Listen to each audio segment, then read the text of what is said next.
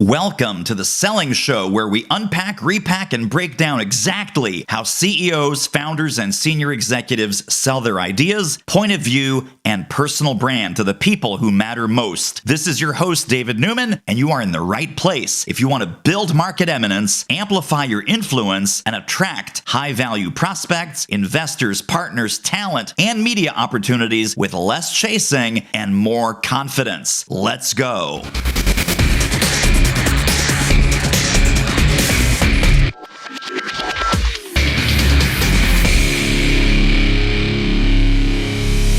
You should write a book. You should write a book. You should write a book. How many other people does it take to tell you that you should write a book? Well, it's going to be one more, and it's the one guy, the best guy, the right guy, Mr. Devin Sizemore. Welcome to the show. Thank you so much for having me. Excited for this conversation. So, Devin, you are connected to the amazing empire of Million Dollar Author. That's milliondollarauthor.io. And I was thinking about this in preparation for our interview today. I-O stands for I oughta. I oughta write a book. So before we get into all of that wonderfulness, tell us a little bit about the Devin Sizemore story. What was the series of adventures that brought you to the work that you're doing today? Yeah, the series of adventures is I tried so hard to get away from the writing industry and ended up back in it. So I went to college for journalism and English and have a passion for storytelling. I think everyone has a story worth telling. When I was running my podcast, that was the premise for it.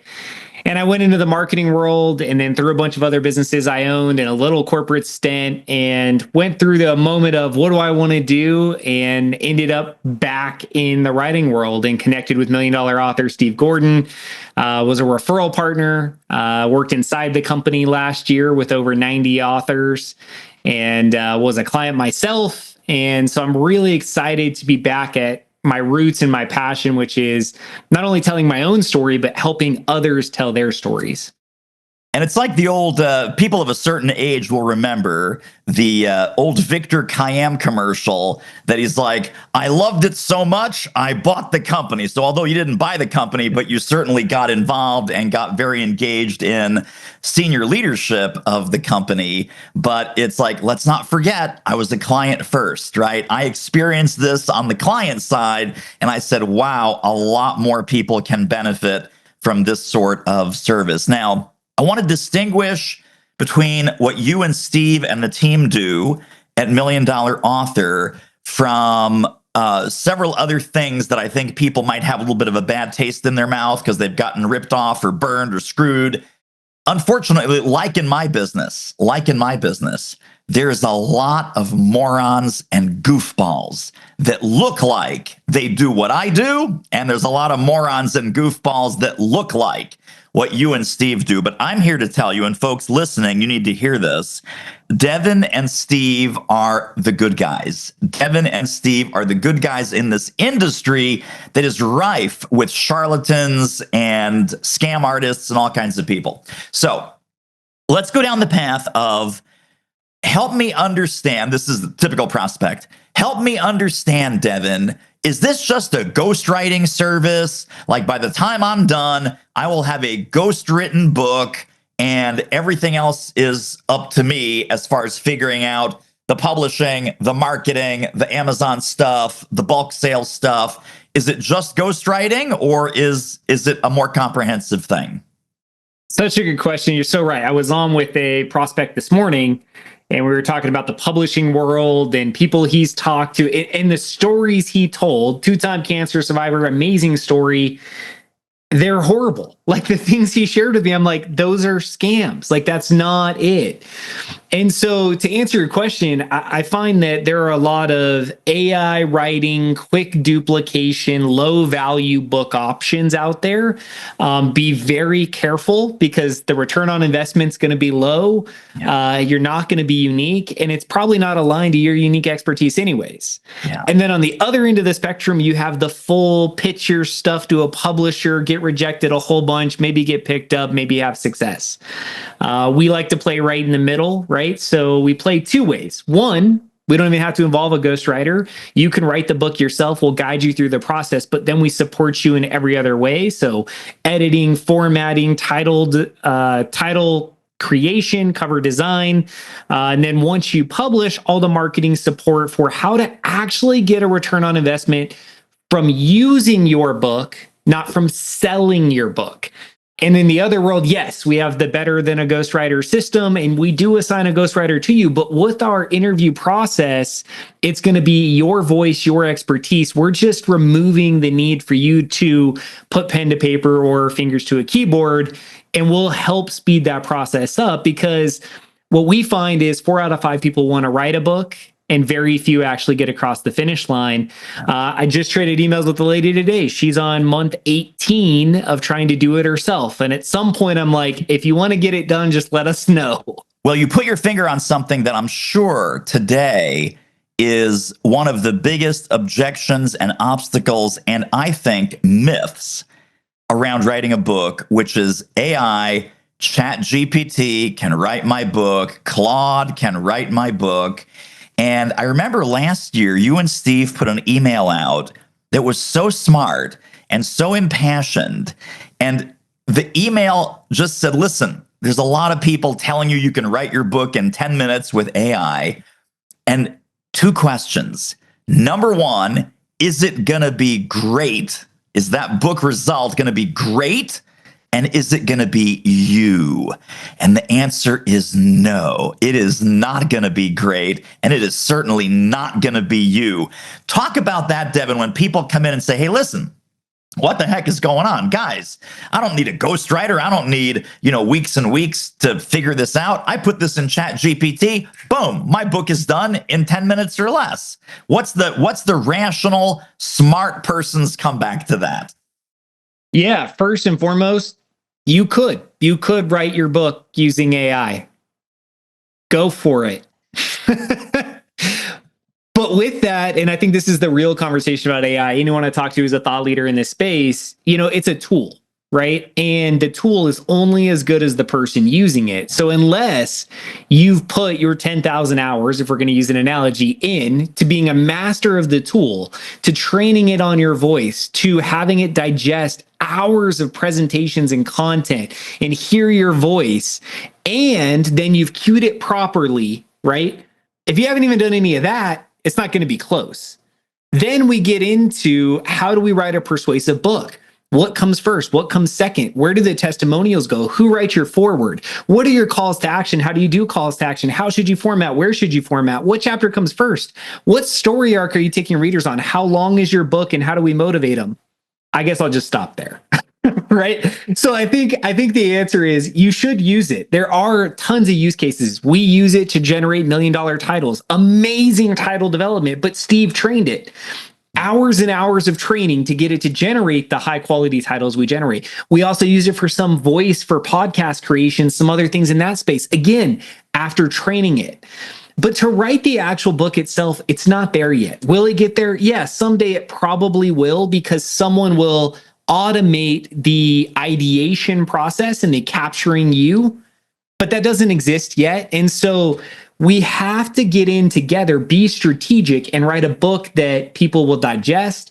It'll add high value, and it aligns to whatever you want to do next, because everyone's story arc and call to action is different, and your book has to align with yours. Amen. I could not agree more. So I'm going to throw something out there that's both bad news and great news. And I think people really need to listen to this and understand it.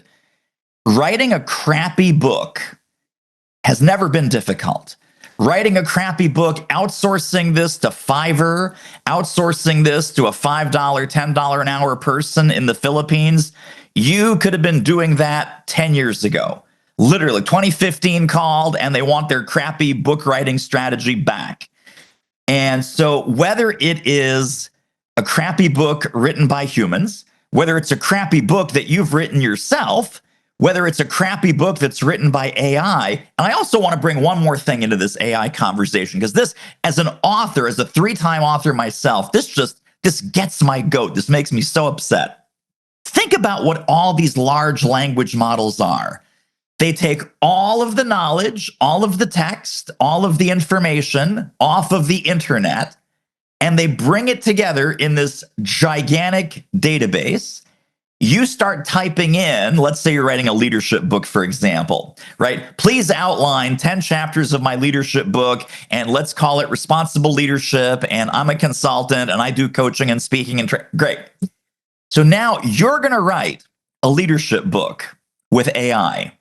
And the next guy, and the next one, and the next one, and the next one. They're all going to write their leadership book using AI. Do you think those leadership books that are all based on the same data set of all the knowledge in the universe, and given the horsepower and the processing what we have today, you're going to get pretty much the same book as every other leadership guru who's using AI? And what you and Steve are brilliant at doing, and I've seen this because I've interviewed multiple million-dollar authors and I've read multiple of their books, each one is a unique reflection of their voice. And I want you to break that down, listeners, to each and every part of that. Unique reflection of not their content, not their ideas, because content and ideas are a dime a dozen. It's their voice. It's their point of view. It's their attitude. It's their perspective. It's their secret sauce. It's their battle scars, their war stories, their lessons learned, their manifesto, if you will. And I got to tell you, Devin, you and the team are masterful at pulling that unique point of view, attitude, perspective, opinions, bias, expertise, because the world does not need more information. The world needs more insight. And if you write an insightful book, that can only come from your brain cells. An informational book, sure, give that to the Philippines, give that to AI. And I'm curious, the folks that, because you have so many success stories, and I want to kind of flip over to, okay, the book is done, now what? You've got authors that have literally generated 7 figures of new business within an 18-month period, totally real, totally serious. You have other people that are getting speaking gigs. You've got other people who are going on the top 1% podcasts based on the power and the platform of their book. Let's do a little bragging on some of your favorite client success stories. Yeah, let me speak to pulling it out of you, right? And this will be a combined success story. So I'm going to feature Reclaim Your Role as CEO, Jason Gates, amazing client to work with, and I work directly with him so I can talk about that journey. Jason's pivoting from the marketing world to the consultative world as a fractional COO. And in our 4 2-hour interviews, I was able to pull out his brilliance, and it was in there. And we identified, named, created, and structured his system while he was writing the book. And one thing we find from our clients, especially the done for you clients, is the word clarity. Because you have it inside you. You have a system and process. We do a ton of work with financial advisors and they go, am I really unique? Do I really have something to tell? But to be honest, most clients we work with, that's a fear, is this idea of, do I really have a story worth telling? The answer is yes. Right? You are in the top of your industry because you do something different, because your approach is different, because your character and personality is different, your story is different. Yeah. And so Jason's a great example of going through the process and redefining who he is and what he's offering to the marketplace. He's also an amazing story too, because as he was sharing that he was writing a book with his network, he actually closed 3 accounts and paid for the book before the book was published. We have dozens of clients where that's the feedback we get is, hey, I already closed a 5, 6, 7-figure deal and the book's not even in my hand yet. Yeah. We also have clients, this is another great one in the finance space, Get Wealthy for Sure, MC. I was just on a call with him last week and he said, hey, my first 2 calls today were people who bought the book, read it, took notes, put bookmarks in it, scheduled appointments with me. And when I got on the appointment, they asked me questions directly out of the book. Yeah. I did not market the book to these people. They found it or were referred to it. They booked a meeting with me, and both those clients signed up and became clients with him. So that's 2 more financial clients that he picked up just having a book in the workplace, right? In the world. And so this is every story. Every client I work with, we have clarity because we force them to identify their unique story. We capture that in a persuasive format that moves the reader through an easy read that inspires them to take action. And thus you have a book that is usable and will generate revenue for you. Hey now, what a great episode, right? Are you ready to build your own Market Eminence game plan using the power of speaking, publishing, and podcasting? Book a chat with me to build your plan and see if and how I might help you further. The link is doitmarketing.com/call. No sales team, no pressure, no goofballs, just you and me having a CEO to CEO chat about what's possible for you and your company. Hop on with me, doitmarketing.com/call. And now, let's jump right back into the interview. Let's talk about the people that are working on their book for years and suffering in silence, and they have hundreds and hundreds of pages. I want to debunk the myth that this needs to be a 60, 70,000 word masterpiece. Yes, please. Talk about the power of a short, concise, 150 page, nicely formatted, valuable book. Love it. I'll do you one better. So we'll talk about my book because I can talk the most intimately about it because it's mine. Love it. But my book is 111 pages, right? Connection expansion, 111 pages. What's interesting is as I was writing the book, I had this drive of feeling like, man, I need to add another chapter. It needs to be a little more. And this is after working with a lot of clients and writing short books. However, we teach you need to write an airplane book. It's a great way to think about it. You need someone to be able to get on an airplane, open your book, read the whole book, get off the airplane, and feel inspired. Sometimes you want to pack more in because you have so much knowledge, but I followed the process. I was a client. I stayed true to it. I believed in the process. And what happens is the amount of people that get to the end of my book is astonishing. I get on meetings and probably 30 to 40% of my meetings, they hold the book up and can tell me everything that's in it. So it's not just that, hey, Devin, I got your book and it's great, right? And there's that soft feel of you didn't actually read it, but I have your book here and I'm going to try to feel aligned. No, it's like, I actually really liked this, and this because they can digest it quickly. Yeah. That's the secret to how we write books. And yes, there's tons of clients that we work with that have 100-page manuscripts and all these notes, and they're putting so much pressure on themselves to write everything. Look, we're not writing textbooks, right? You can have a workshop for that. We're not writing workbooks. We are writing books that are high value and motivate your reader to take action. Yes, you have to give them real stuff. This cannot be a teaser, right? It's got to be real scripts, real tactics, real things. But it needs to be easy to digest because we don't want the bookmark to end up in the middle of the book to go back on the shelf. And yes, you still have real estate in their library, but you're not memorable and a conversation never happened. Going back to the airplane book concept, they read it once, and I think the measure of a really great book is they will read it once, and then they will say, or you'll just in conversation, it'll come up, you know, Devin, I've reread your book a couple of times since I first bought it. It's like, whoa, good luck with a 500-page massive wall of text business book, right? You're lucky to get through 1/3 of that. A short book, I love the 111-page format. They will say, I went back in and I reread it. There are short books, and you can look, there's an entire history of very, very successful books. The 1 Minute Manager, 100+ pages. Who Moved My Cheese, 90-some pages. All of these million mega bestsellers from the last 30 years. This is not a new idea, folks. Short books get read. Short books get acted on. Short books get reread. Short books get reviewed and recommended.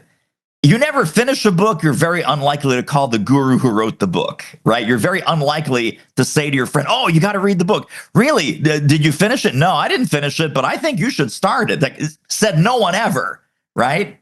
So let's talk about once we have the book, and I think this is where a lot of authors also make a lot of mistakes unless they work with you. Hey, my book's on Amazon. My book's on my website. You know, Devin, millions of people go on Amazon. I'm just going to let the algorithm run with it. I don't need to do a book launch. I don't need to get involved. It's like, do good work and people will beat a path to your door. Tell us about the myth of the automagic book launch, and tell us what you really recommend to your clients that want to do this the right way. Yeah, I got to give it a chuckle because it's it's such a real conversation. And the first thing I want you to hear if you're watching or listening, right, is we're not in the business to write books to sell millions. If we sell millions, great. We're in the book business to write books that make millions, right? We want you to use your book to generate revenue, and that's where the marketing and the effort comes in, right? When you do your bestseller launch, yes, we will walk you through the strategy, but you will need a bestseller team to support you to buy your book in the right format, in the right window, in the right way, so that we can get you to the bestseller status. Most clients in all three categories they're listed in, so that you can go from, a book with nothing to a book with a logo, right? And now you can talk about, I'm a bestseller, right? You can use it in your marketing and your follow-up. We also will talk about the inverted viral launch, which Steve invented and is amazing for how do we build interest in appeal. We talk about lumpy mail and how we bulk mail books and have call to actions in them. We talk about all of these things you can do with a book a day habit to use your book to generate revenue. It's not just, yes, it exists, great. No, it exists, now let's use it. This is a tool. It is the best tool to take up real estate in people's world and inspire them to take action when done right. And so we support our authors and we inspire you to use the thing that you just invested in. Yes. I think there was a video on your website from one of your authors, Mandy Ellefson, who called the book, and I love this terminology because it's a giant corporate term. A book is the best sales enablement tool that you can ever invest in. Way better than ads, way better than trying to spam the universe, way better than buying leads or buying email lists. But I love that she called it a sales enablement tool. It's like you write the right book, you activate the book, and sales will happen. That's what sales enablement means, kids. But tell me about, you mentioned a term just now that I'm really curious about. What is the book a day method? Yeah, so the idea is if you send a prospect your book in a lumpy mail with a nice letter, and you just send one a day, it has to generate a return on investment. Yeah. For myself, I do that with referral partners. So what I did is I signed a hardcover, right, which is a little more cost on my part, and I included 2 paperbacks behind it. And the hardcover signed for the person I sent to, hey, was thinking of you, just wanted to share my book, not sure if you knew I published it. Hey, here's 2 copies that you can give away. I signed them for you, and there's nice, business cards in there. Share them with someone you think would be inspired. What happened with that is a good friend of mine, Chuck Cooper, I sent that to him, and he got his book, and I get a text the next morning. It's a group text, and it's got a picture of my business card, which I put in the book, to a prospective client saying, hey, this is the guy. I know you want to build your network. You got to talk to him. Yeah. I sent you a copy of the book. And so he actually mailed, think about the effort he went through. He took the book I sent him, put it in an envelope, and mailed it to this other prospect. By the time I got on with him, that was one of the clients who held the book, or prospects who held the book up and said, hey, Devin, I read it because Chuck talked about it. And to your point, they took notes and they went through it. And so that's the idea of, what if we just built a list and you just strategically got your book in front of the right people on a scheduled, regular basis? You could do it with cold prospects, warm prospects, your current list, referral partners. But again, let's use the book you have. And in a world where everything's digital, man, there's something special about that package showing up in the mail and being able to open it and add value in a very real way. Yes. Oh my gosh. Well, this is a perfect segue to swing into one of your superpowers, which I've already experienced. And it's funny, even when you and I were introduced, here's how the introduction goes. Hey, David, you really need to meet my friend Devin Sizemore. He is a super connector. He has an amazing network. He will be of massive help to you. And there may be some ways that you can help him too. So it's like, who's not going to want to talk to the super connector? Everybody wants to talk to the super connector. And you are so generous and so wonderful. I've already experienced the super connector mojo. So thank you for all of those amazing introductions that we've already exchanged. Tell me a little bit about where does this superpower come from? And then let's talk about some super connector strategies that you talk about in your book.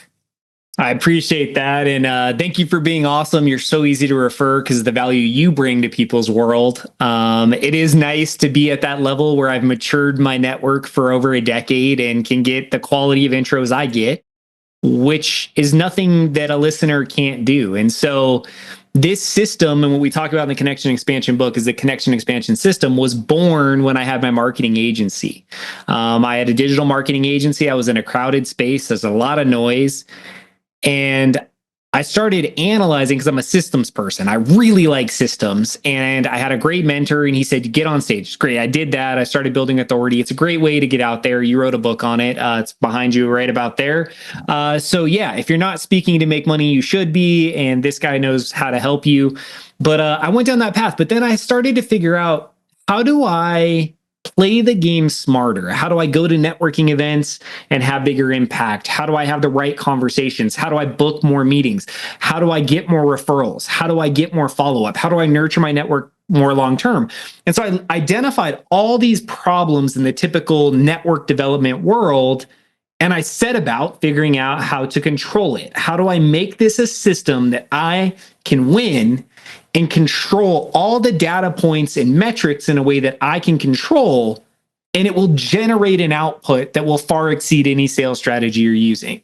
I still will guarantee that if you let me go against you for 6 months using my strategy versus whatever you're using, I still will outperform you, because the network has exponential growth. And so out of that was the foundation of the system, which now exists, and it's been tested and proven and duplicated and implemented from college students to billionaires, and the system works. Yeah. And that's the story of the system. Is I wanted to stand out, and I wanted to get back to controlling what I can control and stop hiring other people to hope that I would succeed.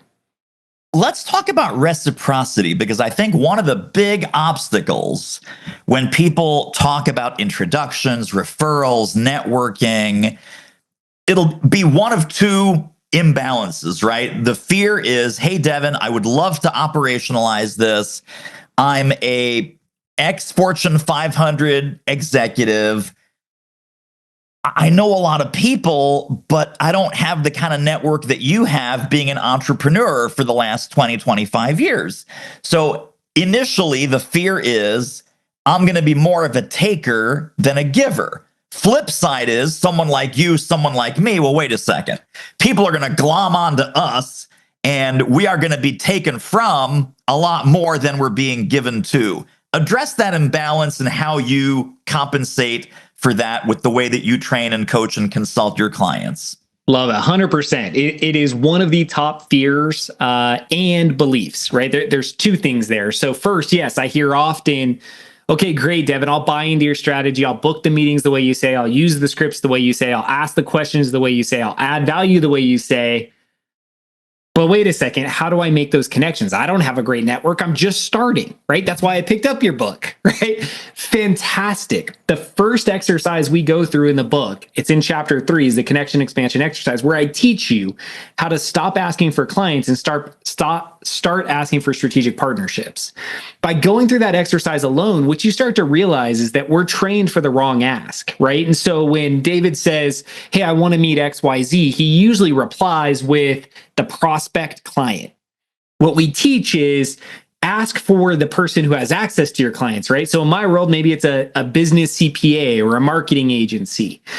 If you're asking for those strategic partners, there's no friction in the introduction, right? So it opens up the ask. Now, the other side of that is by you understanding that, you can then make strategic introductions to other people in a much easier way because you likely have those resources, those vendors, those education people, the podcast hosts, the speakers in your network. But the person you're talking to is going to ask for this really specific target prospect. Yeah. You have to expand your ability to make connections and make some of those other connections, which will have more value. So that's kind of, there's a lot there, but that's the first tip. The second tip is you have to trust the process. And so one of my key principles that's in the book is train by doing. So if I want to get more connections and referrals and have my calendar stay full and have higher, more impactful meetings, I must do that. So in my world, I make introductions as fast as I can, as often as I can, and it gives me permission to follow up. So after our meeting, right, I make introductions. I then put a task on my calendar to check in with you in 3 weeks and go, hey, how are those conversations? Were they good? Were they bad? Were they aligned? Did you close a 7-figure deal? Whatever happens, right? I'd like to know. And so it gives me permission to follow up because I can control that. It also gamifies it for me. And I know that of all the introductions I make, 30% of those will come back to me. Over time, that's about how it averages out. So I make 1,000 a year and I'm going to get about 300 connections back. Yeah. I don't know about you, but 300 warm, friendly introductions a year sounds great. Wait. We're not just going to listen to this episode. There are downloads, there are resources, there are links, there are bonuses waiting for you on this episode's page when you go over to doitmarketing.com/podcast. That's right, doitmarketing.com/podcast. Grab the notes right under this episode. See you over there.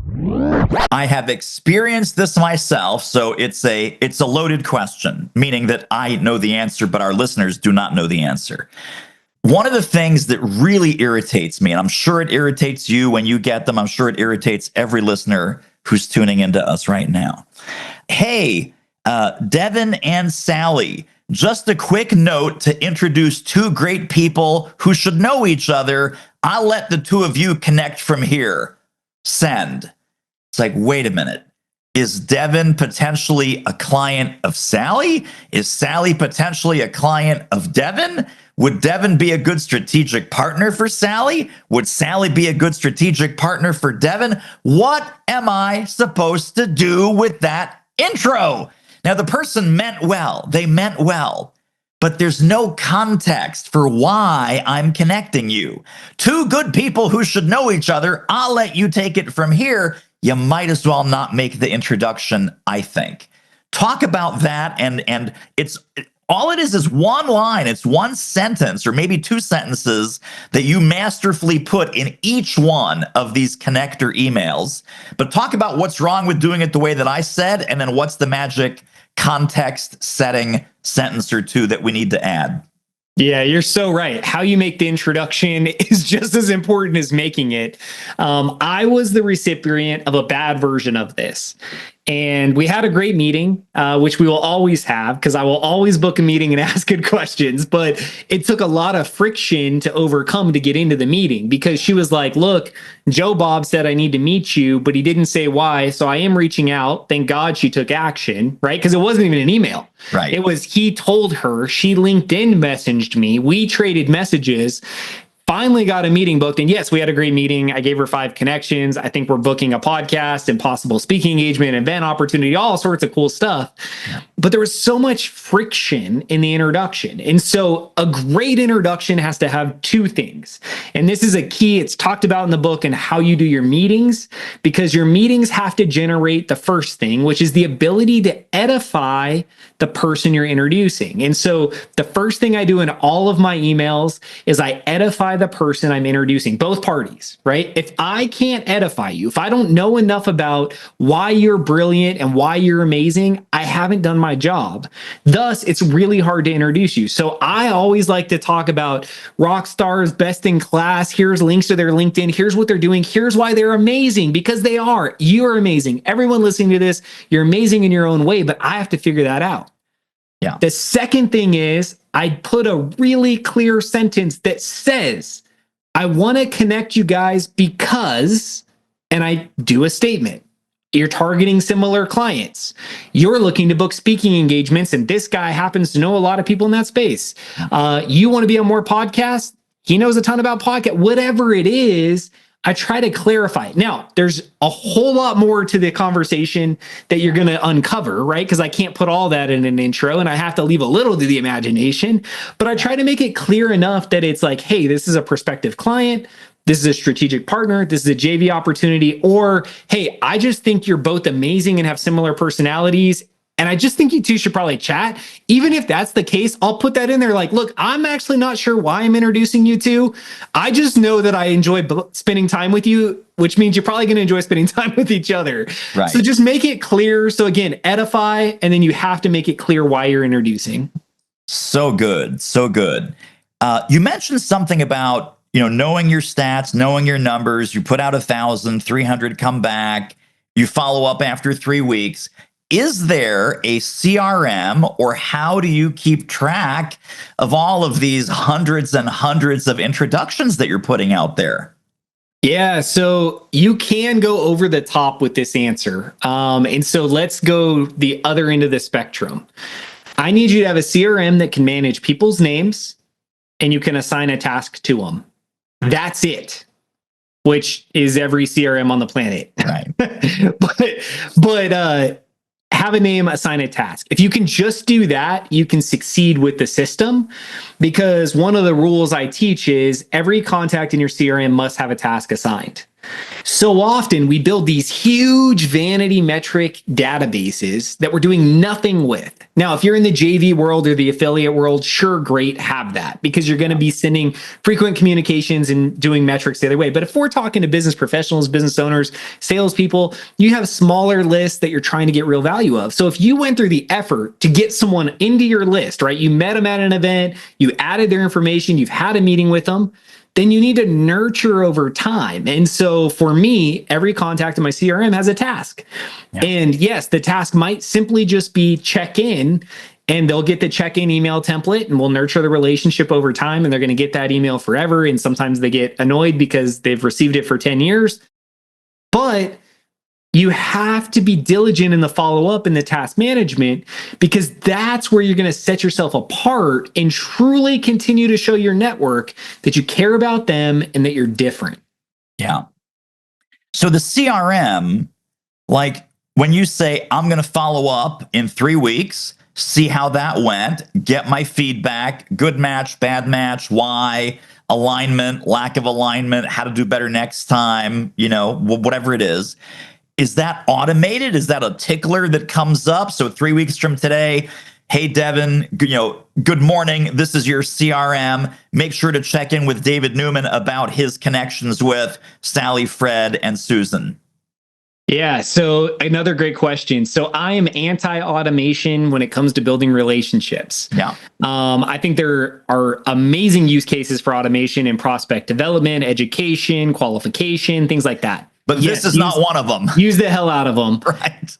Often, and we went through a use case. I worked with a client. We automated the check-in emails. And what we found is 50% less response rate than we typically got. And way more negative responses because the timing was wrong. It didn't align with recent conversations we had. The personal piece was missed. It was actually horrific. Wow. And so everything we teach in the system is manual, which, yes, I know gives you an excuse to not want to do it. We'll talk about that in a second.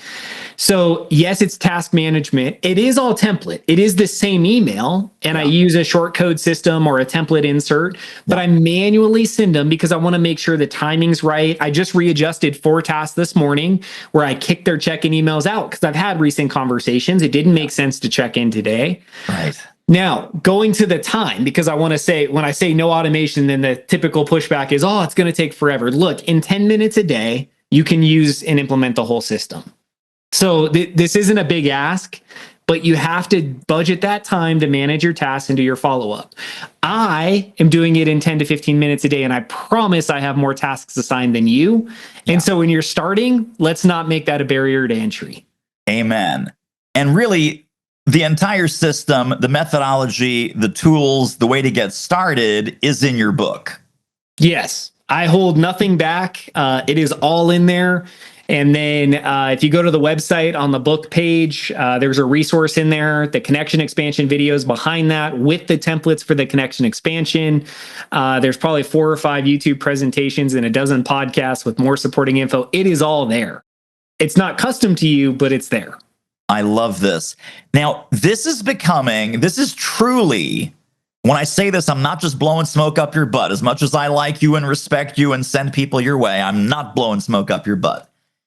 There is a new term for what you and I have been doing for years, which is just being a good human and connecting people who should be connected and sharing our Rolodexes and so forth. Have you heard the term nearbound? There used to be inbound first there was outbound, right? Outbound is 100 years old. Then there was inbound marketing. Thank you, HubSpot. Now, 2025 and beyond, there is this new concept of nearbound. Nearbound is, I'm not going to look in the general marketplace.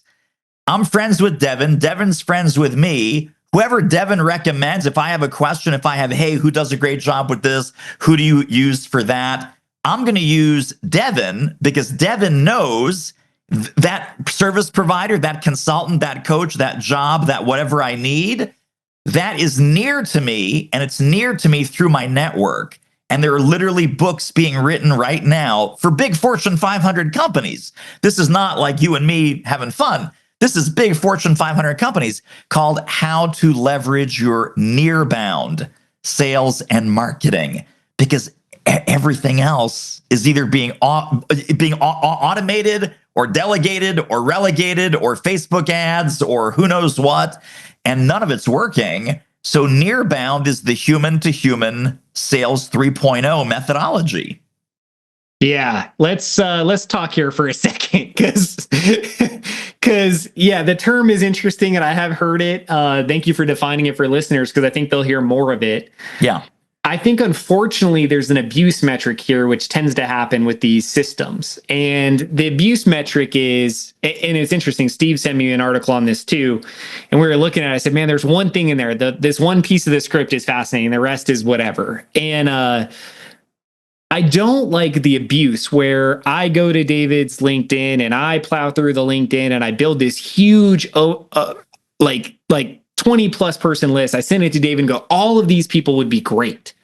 Could you make introductions? Or I start reaching out to them saying, hey, I know you're connected with David, and it's still a cold outreach. Like that, one, is putting too much on the relationship, or two, if you're just referencing people who are connected, we've all seen that on LinkedIn for years. It doesn't work, and it's not warm. It's not an edified, validated, why do you need to connect one-to-one email. Right. And so just be careful, right? It's the grain of salt thing, right? In any new strategy you're exploring. The system that I present and how we build relationships is exactly the same that I've used for over a decade. It's no different. I was on with someone else. We were talking about SEO. If you ask me about SEO, I don't play in that world now, but I could give you the playbook we played with back then. It's the same playbook that works today because at the core for relationship building, the principles are the same. Yeah. So be careful with the shiny objects, the path to do it quicker, the path to do it bigger. Yeah. If you can simply nurture a couple of contacts a day, book a few meetings, and ask the right questions, you're going to succeed. You don't need to do more. You don't need to add crazy, weird tools to it. Let's just get back to basics and build real quality, meaningful relationships. Oh my gosh. And how everything old is new again because it works and it's human to human, right? In the age of AI, the most human person wins. The most human person wins. So Devin, as we're landing the plane here, I know people are going to want to get connected and stay connected to you, to your empire, to the $1 Million Author empire. What links can we share with people? Where can we send them to learn more about you and this amazing connection building system? And where can they learn more about book publishing? Yeah, for sure. So devinsizemore.com, DevinSizemore.com. On there, you'll have access to my book, content, and I have a book recommendations tab. On there, you're going to see authors we've worked with, books I recommend, including Do It Speaking. Also on there, you're going to see a bunch of links for consultation if you want to write your own book, a link to download the $1 Million Book, which talks about our strategy to writing books, and also a complimentary webinar from Steve in case you're inspired and want to be an author. So if you end up on my website and you just start digging through, you're going to end up there. I welcome you to buy either a copy of Connection Expansion, which is my book and available on Amazon, or Unstoppable Referrals, which is Steve's book and available on Amazon as well. Both of those have great content on generating more referrals and leveraging books to do so. Amazing. Well, Devin, you are, like I said at the top of the interview, you are truly one of the good guys in our industry. I appreciate you, and I'm honored to call you a friend. We have to have you back on the show. We are totally doing part 2, The Revenge. Thank you so much for being with us today. Thank you, and I'm looking forward to the next one. And that wraps up another episode of The Selling Show. Hey, tell you what, if you like us, rate us and review us on Apple Podcasts, subscribe, tell a friend, go grab the notes and downloads and extras at thesellingshow.com. See you next time.